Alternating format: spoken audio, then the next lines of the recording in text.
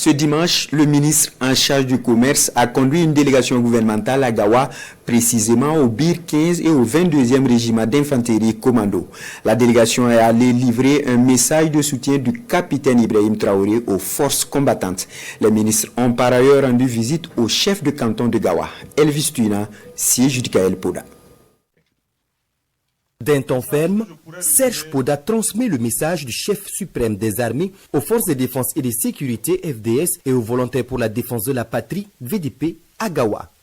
Accompagnés de Roland Somda et de Ousmane Ouattara, les émissaires du président du Faso sans ambiguïté donnent la teneur du message articulé autour de 3 points essentiels, dont la reconnaissance du sacrifice fourni pour la reconquête totale du territoire national.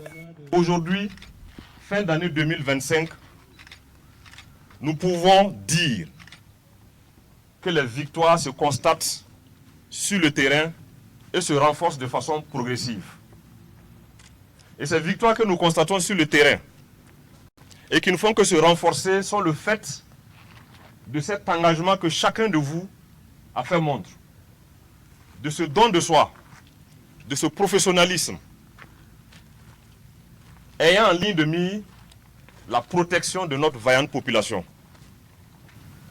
Il y a eu des années, 3 années en arrière, des villages qui avaient été déplacés, des populations qui avaient été chassées, leurs biens pillés, des dispensaires fermés, des hôpitaux fermés, des écoles fermées, des marchés levés.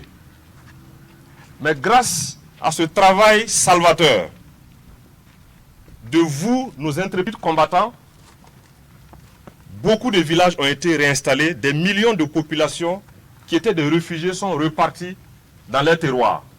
Dans son message, le président du Faso encourage les troupes et les appelle à rester mobilisés, très concentrés, vigilants, engagés pour la sécurisation totale du pays. Il a demandé à ce que les forces de défense, les forces de sécurité, les VDP restent concentrés et qu'ils ne se laissent pas distraire ni par la propagande que nous constatons parfois véhiculée par certaines officines de mauvais augure, transformées en soi-disant médias internationaux, ni par aussi certains instruments à travers les réseaux sociaux, de se départir de ces types de situations qui viennent les déconcentrer et qui peuvent créer des situations malencontreuses.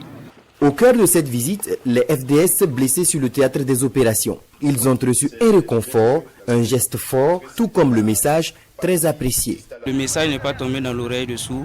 Nous avons très bien compris et nous le remercions. Nous avons reconnu le travail que nous avons fait sur le terrain. Le message était à point nommé parce que c'est venu recharger les batteries que nous avons et nous sommes prêts en tout cas à continuer le combat que nous avons commencé.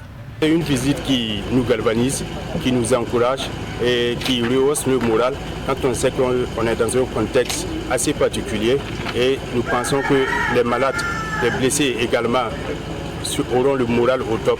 Par ses émissaires, le capitaine Ibrahim Traoré transmet également ses vœux de santé, de paix, sécurité et de prospérité à l'ensemble des FDS et VDP partant à toute la population.